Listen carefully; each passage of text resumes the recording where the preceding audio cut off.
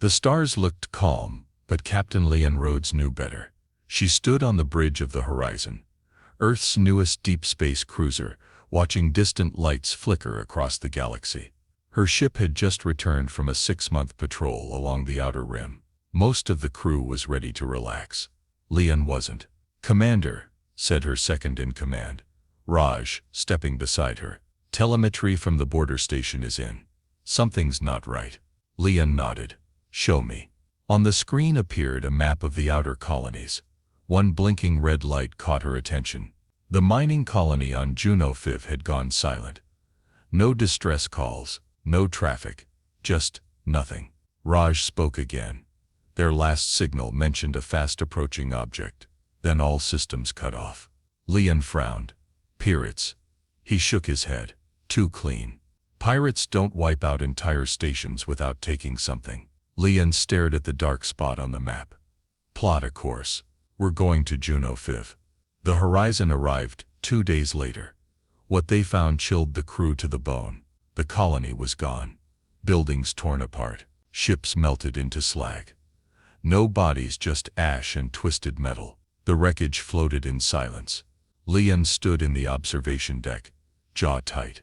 This wasn't a raid. It was extermination. Raj approached with a datapad.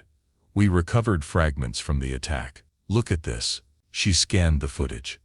It showed a massive ship, black, spiked, and unlike anything seen before. Its weapons were advanced, slicing through shields and armor like paper. There was no warning, just destruction. "This ship," Raj said, "matches no known species in the Galactic archives." Leon's eyes narrowed. "Send it to Earth Command. Mark it as top priority." Back on Earth, the High Council reviewed Leon's report. Many doubted her. It could be a natural disaster, one leader argued. A gas explosion. Equipment failure. Leon stood firm. That was a military strike. Precision weapons. Unknown tech. "We need to prepare." Others laughed. "Prepare for what?" "Ghost ships. They're real," Leon said. "And they're coming." Later that night, alone in her quarters, Leon played the footage again. She slowed it down, studying the enemy ship frame by frame. On its hull was a symbol.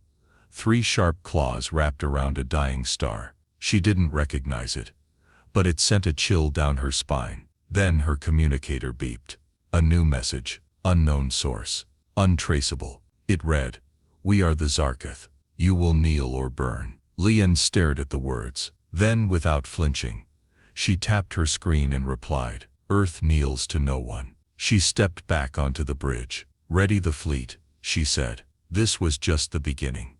Captain Leon Rhodes stared at the stars from the horizon's bridge. The message from the Zarketh still echoed in her mind. "You will kneel or burn." She couldn't shake the feeling that something terrible was coming. Earth was in danger. She had to act fast. "Raj," she said, turning to her second-in-command, "how far is the nearest border colony?" "Vega 9, Captain," Raj replied. "About 3 light days from here." "Any word from them?" He checked the screen. "Not for 2 days. They usually report every 12 hours. Leon's jaw tightened. Set course. Full speed. The horizon jumped into hyperspace. The crew moved quickly. Everyone had seen the wreckage of Juno 5. No one wanted to see that happen again. 3 days later, they arrived at Vega 9. The station floated in space, dark and silent. No lights, no signals, no life. Leon stood with her landing team as they stepped onto the dead station. The air was cold. The walls were scorched. Bullet holes lined the corridors, but there were no signs of a battle, just destruction. Raj spoke softly. Whatever did this didn't give them a chance. In the command center, they found the last recording. On the screen, a young officer appeared, panicked and out of breath. "They're here." Huge ships, black like shadows. No warning, no demands. Just, the screen shook. Explosions, screams. "Tell Earth, they're not just invaders, they're hunters." The screen went black. Leon stepped back. Her face was calm, but her voice was cold. "We're leaving." Back on the horizon, Leon sent the evidence to Earth Command. She addressed the Council in a secure transmission. "We have confirmation. The Zarketh are real. They're eliminating our colonies one by one. Some members of the council finally began to worry. This may be bigger than we thought, one admitted. What do you recommend, Captain? Give me a fleet, Leon said. Let me train them. Let me fight. Your ships are untested, another argued. Your crews are inexperienced. Leon looked into the camera, voice steady. So were we when we built rockets, when we reached the moon, when we crossed galaxies. We learned fast. There was a long silence. Then finally, the head of the council nodded.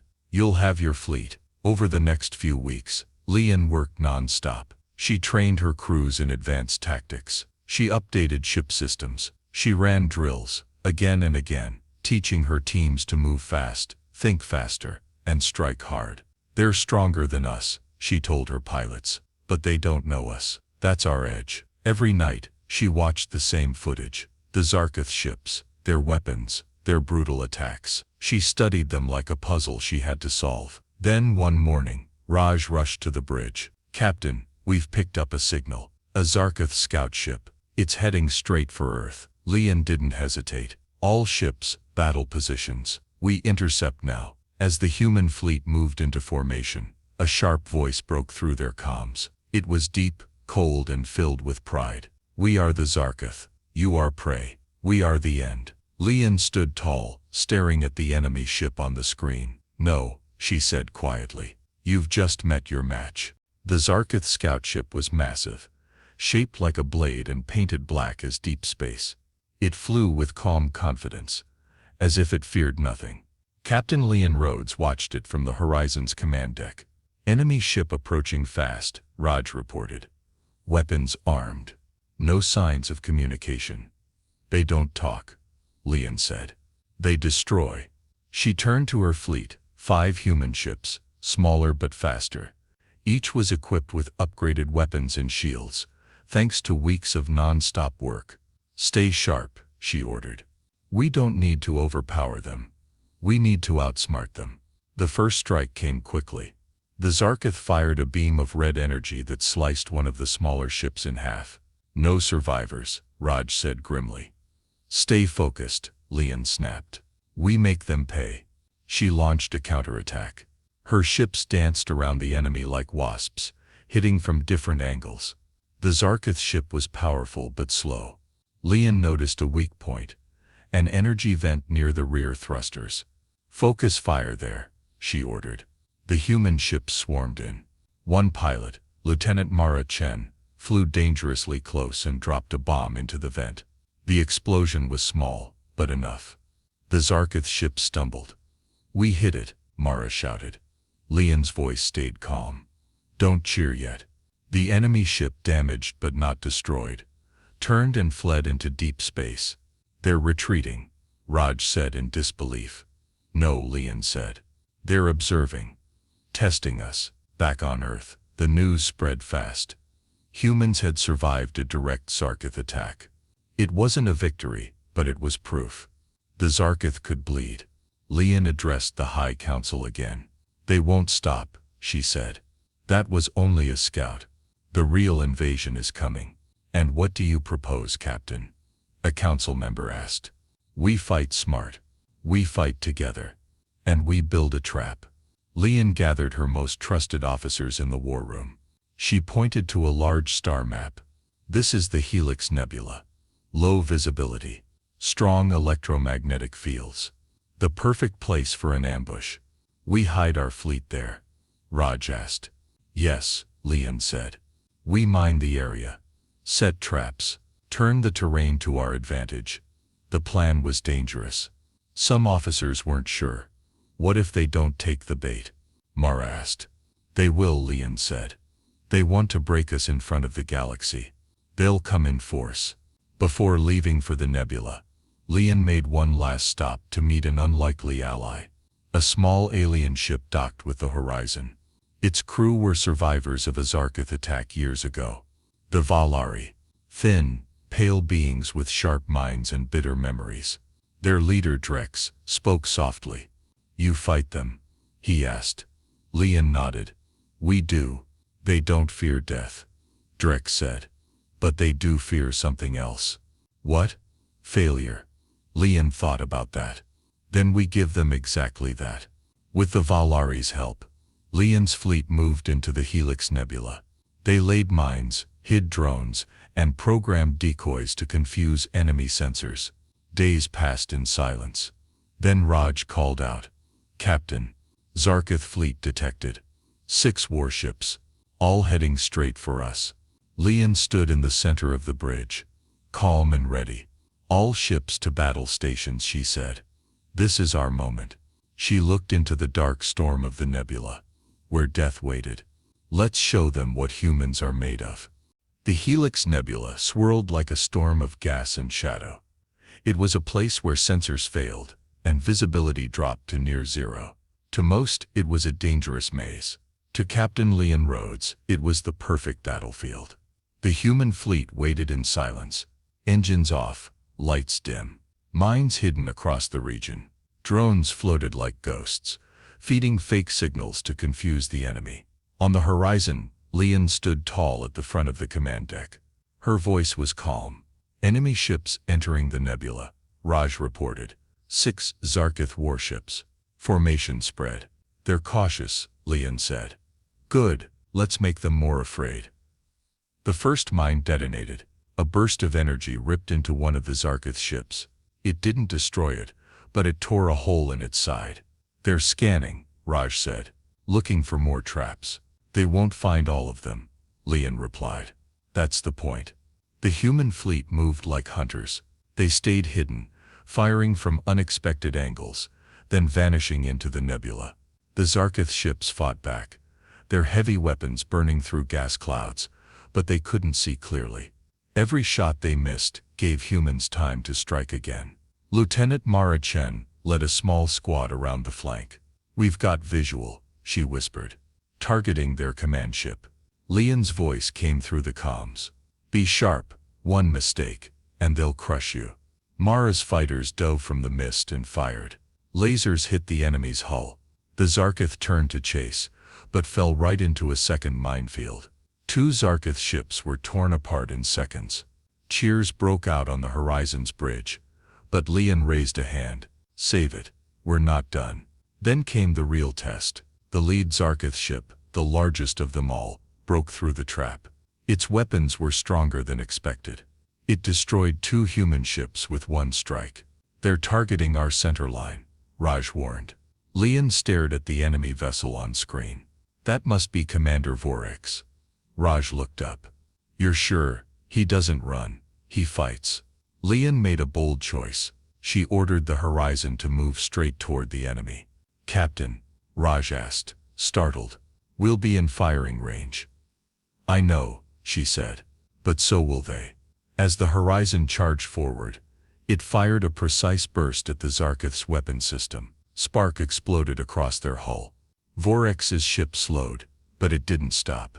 He sent out a signal. Leon answered, and his voice came through. "You fight well for prey." Leon stared at the screen. "We're not prey. You just picked the wrong planet." The 2 flagships faced off. Leon triggered a final move, an energy surge that disabled both ships' shields. Now, it was a direct battle. Human drones swarmed around the Zarkith ship, blasting key systems. Mara's squad returned, targeting the engine. Finally, the enemy ship cracked. Vorex, wounded but alive, gave the order no one thought he would give. "Retreat." The remaining Zarkith ships fled the nebula. The human fleet, battered but standing, watched in silence. On the bridge of the horizon, Raj turned to Leon. "They're running." Leon didn't smile. She just nodded. "We survived." Raj exhaled. "We won." "No," Leon said softly. "We proved we're not easy to kill. That's enough for now." Across the stars, other species watched in awe. The Zarkith had never lost a battle like this. And now, for the first time, they knew fear. The battle in the Helix Nebula was over. The smoke had cleared, but the galaxy was still holding its breath. Back on Earth, news of the Zarkith retreat spread fast. People didn't cheer right away. They waited, unsure if it was real. The Zarkith never lost, until now. In orbit above Earth, the horizon returned with heavy scars, hull damage, systems offline. 2 ships were lost.